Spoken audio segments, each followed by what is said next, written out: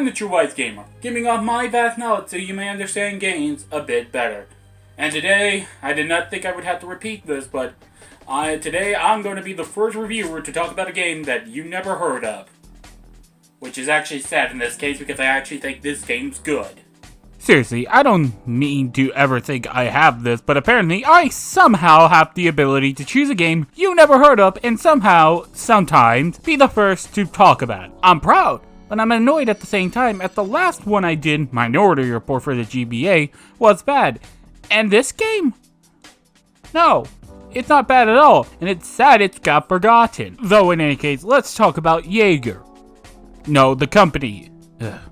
This is why you don't call your company after your game or vice versa. Yager as a company is only well known for one game, that being Spec Ops: The Line. A game that I found boring and a bit annoying, as people think it's blaming you for the situation rather than just the player when it's never mentioned or goes fourth wall breaking on it, unlike other games where you can be blamed for the situation, like Dark Ave, where you can choose to be merciful to any human to find outside of the story moments, or just kill everyone and be an asshole. And just like, I don't know, do some evil things like murdering a mother in front of her children. Like that. That's how you make a player a real monster.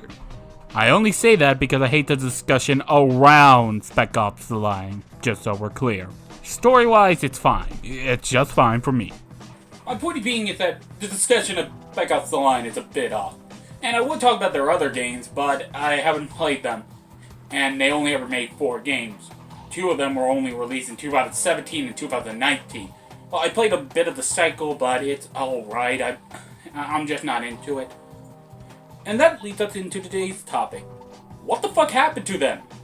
Well, that's simple. As I've been told by a friend of mine, they've been working on the second Dead Island game until they were royally screwed over by Deep Silver, which pretty much broke them and just left them scraping by until Tencent pretty much brought them back up. Yeah.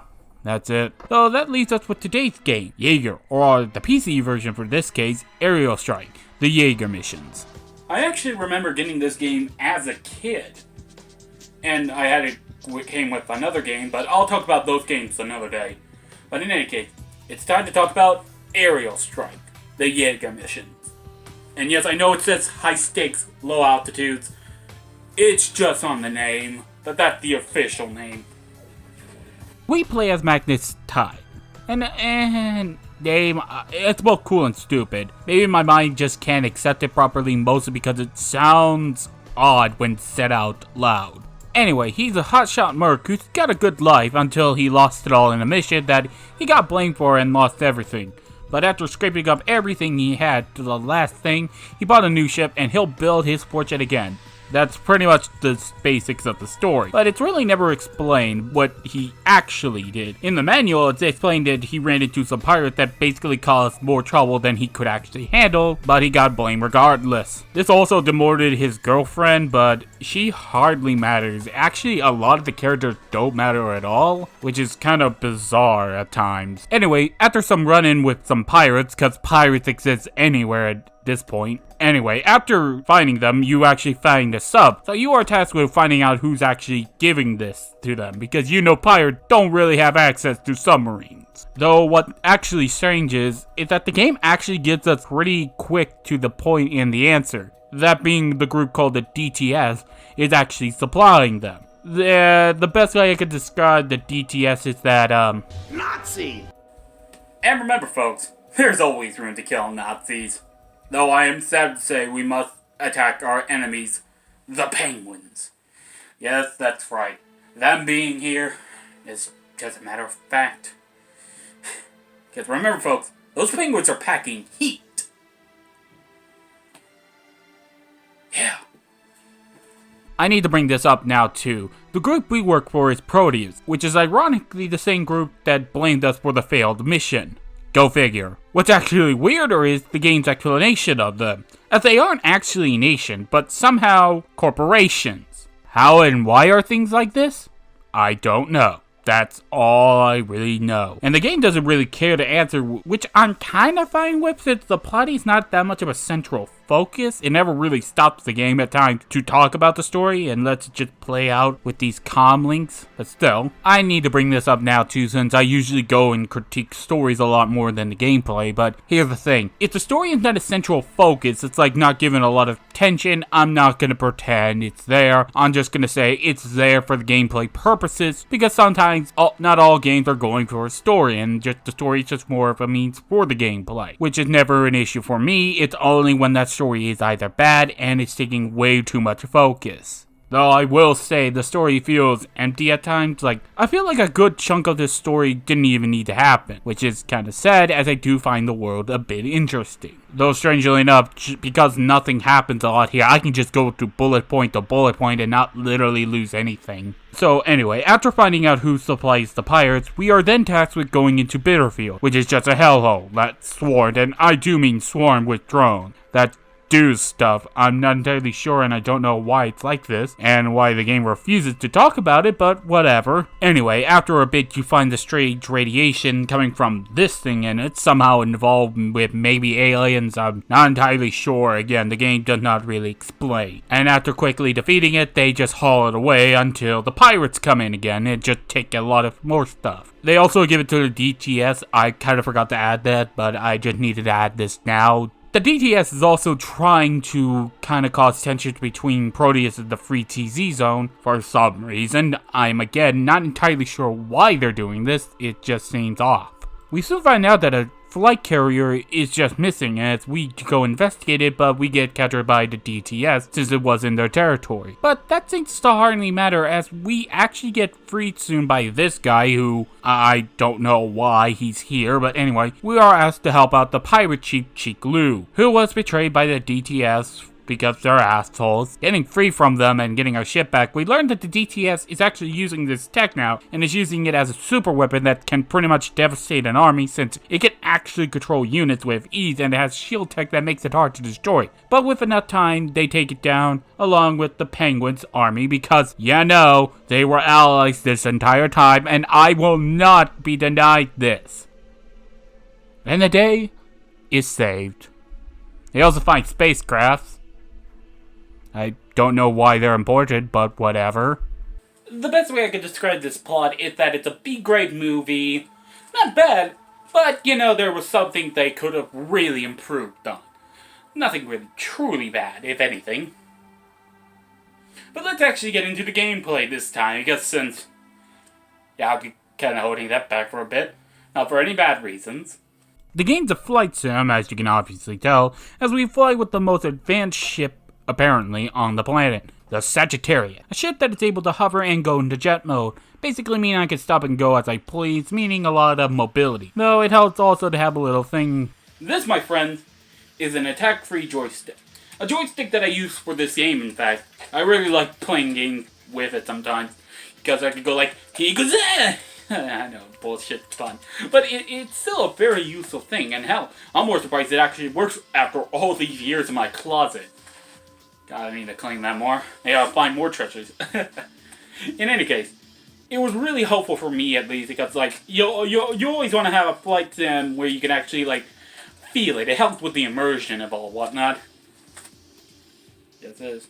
I also just wanted to talk about this thing. Though sadly, I wish I could just use it entirely and not have to rely on the keyboard for the hover mode, since it still requires it for some reason. I tried to rebind it all to make it all work on the same controller, but it didn't work. But I never felt it was intrusive, if that makes sense. Though it should be noted that even if you go with either or, both are very good and do feel very nice. That the game does feel very good. The game responds really nicely, if that's what I mean. But, in any case, this is a combat game. Let's talk about the weapons you got, since, you know, you gotta use them. You have 5 weapons, each of them a bit of the kind of normal sense, if that makes sense. You got your standard laser weapon, infinite ammo, and it will be your most used weapon. Sure, it will need to recharge a bit after a long use, but it's still useful. You also have your missiles, which are stronger than your lasers, but you're better off always locking on and using your alt-fire to have a lock-on missile, since it will, most times than not, just destroy them outright.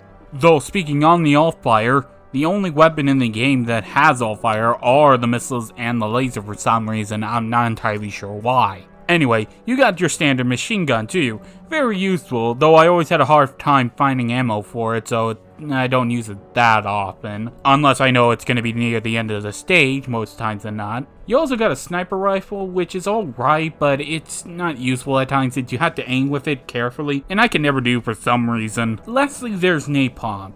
It's alright.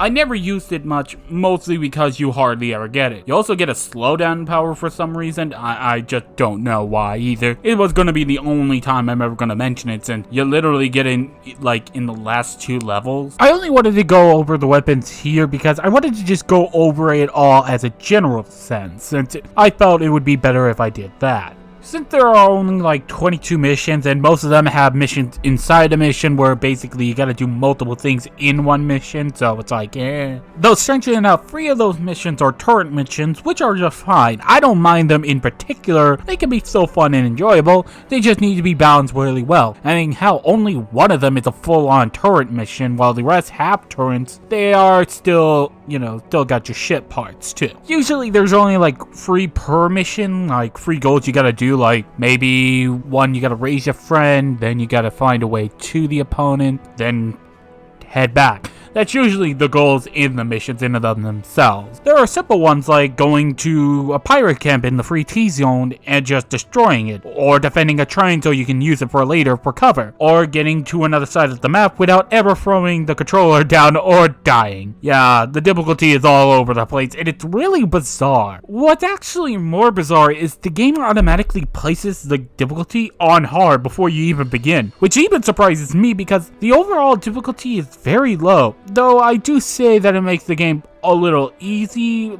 it's just that more times than not, the game will ask you to do things that are unclear, they're very unfocused, if that makes sense. For example, this mission basically requires me to go on a path which prevents me from doing much for the longest time because I legit do not know how the hell to progress. It asks you to go into this path and actually patrol for a while. And again, the game never tells you this is something you're supposed to do. It never even guides you to go over here for some reason. Or if there's a mission where you have to napalm ice to progress for some reason, I don't know. I looked it up for myself, and that was really something that just made me almost say I didn't want to do this review, period. But those are mostly like near the end where that stuff happened, because for the good chunk of the game, it's quite enjoyable. I did like where I fought a lot. It's just like, it's really fighting on the edge, surrounded by many foes trying to shoot me down while scraping by with a good chunk of experience. The game is just usually fun. Sure, it has its problems, but it's still good. And I mean, like, I only ever got stuck most times than not was because I was a kid and didn't know how to actually do things because I didn't know. Though again, the last part was not a joke, that was just something that just happened to me because I didn't know what to do. And since I'm here, I might as well talk about the graphics since they're good. I mean, I'd rather look at it than anything in 13. Yeah, I said it. Honestly, everyone looks good, though I have to say the models have their rough edges, but still nice. Just a tragedy we don't see them often since we're just in our ship all the time. Though the ship designs are actually pretty nice, I would say they're pretty good. I'm just kinda confused on why we didn't have more access to these other ships. Or even these areas, since they actually look very nice. What are these areas and ships? They're for the multiplayer mode. Yeah, that's right. There was multiplayer. I actually never actually experienced it fully online, like somebody else over there playing it. Though it wasn't actually a fine experience, though you're wondering, how the hell did I play the multiplayer? Well, that's a little fun story that I like to tell. And, sadly, it's kind of like the only experience anyone could tell you of this game, really. Just is.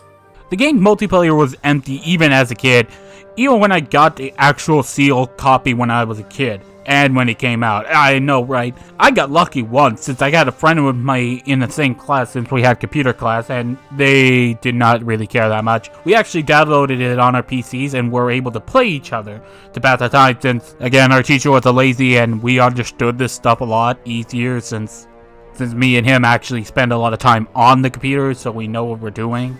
The only thing we could actually do was deathmatch, and it was a weird experience since both of us could barely play it without crashing into each other. It soon became a way for us to win at times since we were just that bad, and sometimes ramming into each other might just be more beneficial than, shooting them down. Though, strangely enough, on a free day, since sometimes the teacher was a bit lazy about that, again, I'm just saying that because it just was a thing, I had convinced a few more people to join in, and we actually had a full 5 versus 5 match. It was amazing. A hectic battlefield where everyone was just scraping, trying to survive, without either trying to shoot down or crashing. It was just fun. It was very memorable to me as a kid. I would also mention the music, and I would actually be playing it in the background, but well, I can only barely find like 10 tracks, and I know for a fact there are more than 10 tracks in this game. I actually went out of my way to email Yager and ask for them to release the soundtrack or get a copy of it. Since, I think it's a really good idea to have this on preservational purposes, but what can you do? At the end of the day, I'm sad this game didn't get any appreciation. It was a very, very decent game for the time. I would say, if you could find a copy and play it, you go ahead and play it. You can play it on PCs now. I mean, like, you can play on my PC, and it's a bit outdated, but not that outdated. You know what I mean? But in any case, next time, we're gonna go for a meltdown. Also gonna be the start of a request month. Yeah, that's fun.